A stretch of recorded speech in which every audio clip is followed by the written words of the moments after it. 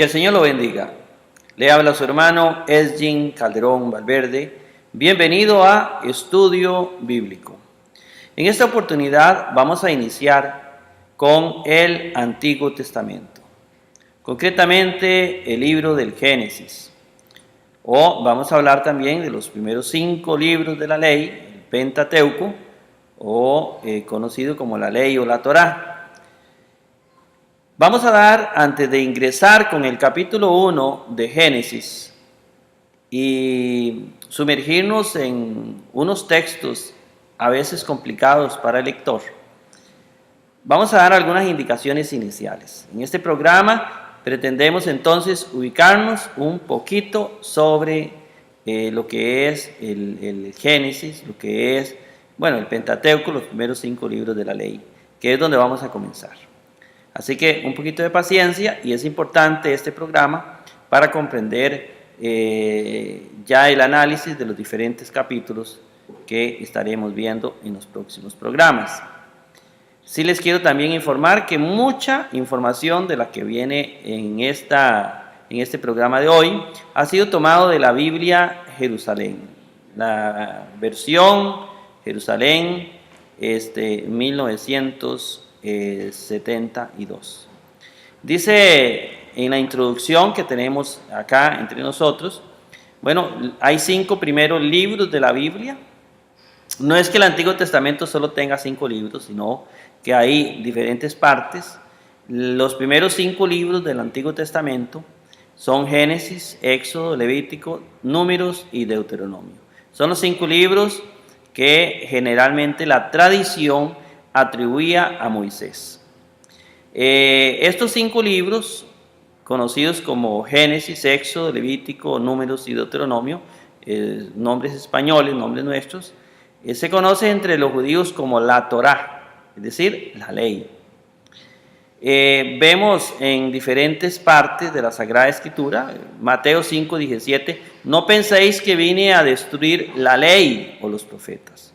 Es decir, el Antiguo Testamento, dividido en ley y profetas, era entendido en los tiempos de nuestro Señor Jesucristo. Cuando se hablaba de la ley, se hablaba de los 5 primeros libros, y los profetas son los profetas. Luego tenemos otro texto cuando Jesús dijo, ¿qué está escrito en la ley? ¿Cómo lees? Lucas 10:26. Ese era el nombre como se conocían estos primeros 5 libros. Lucas 24:44, otro ejemplo, hay innumerables, pero solamente mencionaremos esto. Luego les dijo Jesús, ¿verdad? Estas son las palabras que os hablé estando aún con vosotros, que era necesario que se cumpliera todo lo que está escrito de mí en la ley de Moisés. De aquí que la tradición y el lector o el judío del tiempo de Jesús, contemporáneo de Cristo, creían que estos 5 libros habían sido escritos por un solo autor, que era Moisés, en la ley de Moisés, en los profetas y en los salmos. Esa era la costumbre. Pasamos a la segunda filmina. Vamos a ver, estos 5 libros se conocen como Pentateuco. La expresión nuestra, Pentateuco, la expresión latina. Etimológicamente la palabra Pentateuco viene del griego Pentateucos, o como dice aquí en esta información que tomamos, Pentateucos, compuesta de pente, que sabemos que significa 5 en griego, y de teujos o teucos, que significa volumen, 5 volúmenes. Se refiere a los 5 volúmenes de la Biblia, los primeros 5 libros. Génesis, que es el primer libro de la Biblia, nos narra los comienzos con los orígenes del mundo. Éxodo cuenta la salida de Egipto, el éxodo, la salida. Levítico contiene la ley de los sacerdotes de la tribu de Leví. Números se le llama así por los censos de los capítulos 1 al 4. Deuteronomio o segunda ley. Los 5 primeros libros de la Biblia, para los judíos, los hebreos, el primer libro lo conocen como Bereshit, que significa en hebreo en el principio. Aquí tenemos, porque nos vamos a familiarizar un poquitito con el hebreo en el estudio del Antiguo Testamento. Por ejemplo, este es el Bereshit. Ellos leen de atrás hacia adelante, digamos. Esto que ustedes ven aquí, la famosa bet con una vocal, en este caso, digamos así, aquí va a sonar como E, pero bueno, no vamos a dar un curso de hebreo. Esto es una B. Esto es una rech, esto es una E, una vocal, esto es una vocal, esto no es una vocal, pero después hablamos de eso. Esto sí es una vocal, esto es una R y esto es una E, BR. Luego tenemos esta otra letra que es que esto con esto se lee como, y esto se lee como chi, y esto es una T, chit, berechit, como viene acá, chit, berechit, así la pronuncian ellos, berechit. Bueno, ese es así le conocen ellos, el berechit. El libro le ponen el nombre con que inicia. El segundo libro, el Éxodo, lo conocen como Shemot, ¿verdad? Y es tomado de aquí la segunda letra del Éxodo, ¿verdad? Che, volvemos a la famosa E, igual que en el primero. Che, esto es una M, esto es una O y esto es una T, igual que la T de aquí. Shemot, ¿verdad? Estos son los nombres que así se le llama al Éxodo. Luego tenemos el otro libro, bueno, nosotros lo leemos así, Va, eso se lee como una I, Vai, y esto se lee como una Q, esto es la Rech, ¿verdad? Otra vez, y la A, esta no se pronuncia, entonces se lee Vaikra, ¿verdad? Vaikra llamó. Vaikra se le conoce al libro tercero, que es el Levítico. Luego tenemos el otro libro, el Números, ¿verdad? Que se compone de varias letras. Aquí tenemos esto otra vez, ¿verdad? Esto es una B, ¿verdad? Recordemos como iniciamos con Berechit, una B, este signo, ¿verdad? La mem, como M, es una I, Bemi, ¿ve? Eso es una D, Bemit. Ya aquí este signo no se pronuncia, aquí sí se pronuncia al principio, pero ya aquí no.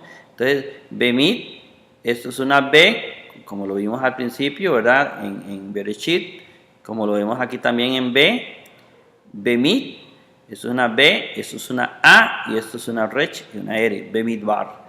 Ese es el libro de Números, así le pusieron los hebreos. Luego tenemos el último libro, Deuteronomio, ¿verdad? Que se toma de aquí, digamos, por ejemplo, como lo vemos aquí, Ha, ¿verdad? Que es como una especie de, bueno, es un artículo, él, digamos. Luego sigue aquí, esto se pronuncia como una D y una E, D, una B y una A, Deba, una Rech, que es una R, este signito habíamos dicho anteriormente que era una I y una M. Ha Devarim, ¿verdad? Que ellos le conocen como Devarim. Estas son las palabras. Este es así le llaman los judíos a los 5 primeros libros de la ley, la Torá. Damos algunas indicaciones, les repito, han sido tomados de la Biblia de Jerusalén. Vamos a leerlas rápidamente para tener una idea de estos libros que vamos a ver. Ellos nos dicen lo siguiente para tomarlo en cuenta: desde el comienzo de nuestra era fue atribuida a Moisés. Cristo y los apóstoles se acomodaron a esta opinión. Hay muchos textos donde ya vimos uno, ¿verdad?, que se creía que Moisés había escrito los 5 libros, pero las tradiciones más antiguas, eso lo afirma la Biblia de Jerusalén, jamás habían afirmado explícitamente que Moisés fuera el redactor de todo el Pentateuco. Cuando se afirma que Moisés escribió, se refiere a un pasaje concreto de la Escritura. El estudio moderno de estos libros ha evidenciado diferencias de estilo, repeticiones, sobre todo en las leyes.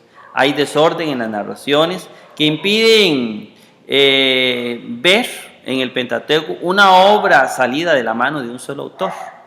A fines del siglo XIX se impuso entonces entre los críticos una teoría, sobre todo bajo la influencia de los trabajos de Graf, de Wellhausen, El Pentateuco sería entonces la recopilación de 4 documentos distintos por la fecha y el ambiente de origen, pero muy posteriores todos ellos a Moisés, ¿verdad? Es el que se va, en este documento, se va a criticar fuertemente. Habrían existido primero 2 obras narrativas, aparentemente viejas, más antiguas, el Yavista, que se conocía, ellos lo conocen, la fuente documental la conoce como Yavista J, que en el relato de la creación usa el nombre de Yahvé. El Eloísta, como designa a Dios con el nombre de Elohim. Lo vamos a ir viendo cuando vayamos comentando los diferentes pasajes. El Yavista habría sido puesto por escrito en el siglo IX en Judá. El Eloísta algo más tarde en Israel. Es decir, en la parte de Judá se va a conocer, o ahí nace bueno, ahorita se le conoce ya como tradiciones, la tradición yavista, y en el norte, lo que es Samaria y esos lados, va a estar la tradición eloísta. Estos documentos se van a fundir para luego llegar a ser lo que actualmente tenemos. Ambos documentos habrían sido refundidos en un solo documento, JE, después de Josías. Se le habría añadido luego el Deuteronomio, sería JED. A la vuelta del destierro, entonces se agrega el código sacerdotal, contenía sobre todo leyes, unos pocos relatos, habría sido unido a aquella recopilación a la que sirve de marco de armazón. JEPD, ahí se uniría. Esta teoría documentaria, que estaba relacionada con una concepción evolucionista de las ideas religiosas en Israel, fue puesta en cuestión, fue cuestionada por algunos, otros la aceptaban solo con modificaciones considerables y algunos la rechazaban en el bloque por diferentes razones, entre las que contaba mucho la fidelidad a la tradición antigua, judía y cristiana. Punto número 9, no hay que olvidar que la teoría documentaria, que es la que privó en el siglo XX, inicios, es solo una hipótesis.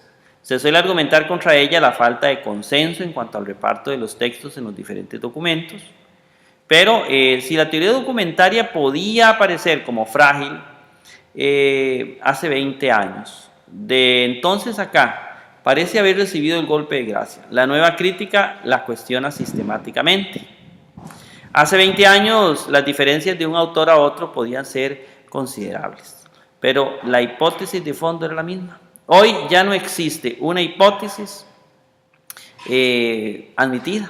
únicamente admitida, sino una serie de modelos para explicar el origen del Pentateuco. Se llega incluso a un rechazo global de toda crítica literaria considerada inoperante para la comprensión de los textos. No sabemos, hermanos, qué quedará de tantas investigaciones actuales tan divergentes y que a veces se excluyen mutuamente, pero no serán inútiles algunas indicaciones básicas para ayudar al lector.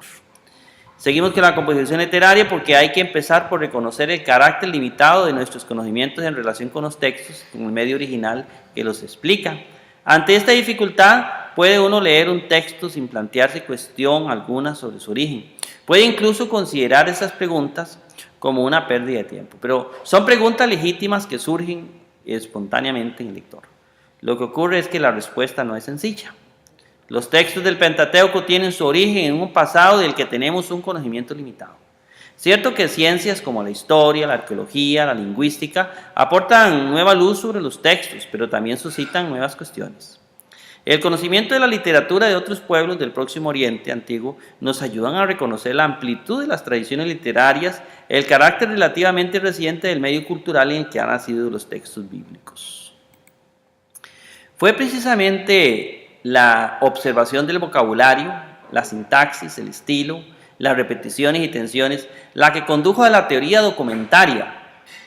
Entonces nos preguntamos por qué hoy se corrige tan drásticamente esa hipótesis o simplemente se la abandona, se le rechaza. Dos hechos han jugado un gran papel en la crisis actual de esta teoría. Uno, la simplificación de la hipótesis y dos, el olvido de su condición de hipótesis. La simplificación sobre todo en obras de divulgación hace de las fuentes, o de alguna de ellas por lo menos, la obra de un solo autor en una época preferentemente antigua y desconocidas redacciones a ediciones posteriores. Pero la auténtica hipótesis documentaria hablaba más bien de obras de escuela que habrían pasado por varias ediciones con sus revisiones y amplificaciones sucesivas. Contaba con que la unificación redaccional hubo de aportar mucho a la formulación definitiva del texto. La crisis actual ayuda a percatarse mejor de que la hipótesis documentaria es eso, una hipótesis. No puede explicarlo todo de manera adecuada y son posibles otros modelos explicativos. En cuanto a la composición literaria, es un hecho innegable, hermanos, que existe un problema literario. Hay en el Pentateuco duplicados, discordancias. Hay 2 relatos, por ejemplo, de los orígenes que cuentan en versión doble la creación del hombre y de la mujer. Hay 2 genealogías de Caín, de Kenán. Hay 2 relatos combinados del diluvio. En la historia patriarcal se narran 2 veces la alianza con Abraham, 2 despidos de Agar, 3 relatos de la aventura de la mujer de un patriarca en un país extranjero, 2 historias combinadas de José y sus hermanos en los últimos capítulos del Génesis. Hay 2 relatos de la vocación de Moisés. Hay 2 milagros de las aguas de Meribá, 2 textos del Decálogo. 4 calendarios litúrgicos y muchos ejemplos más de leyes repetidas en Éxodo, Levítico y Deuteronomio.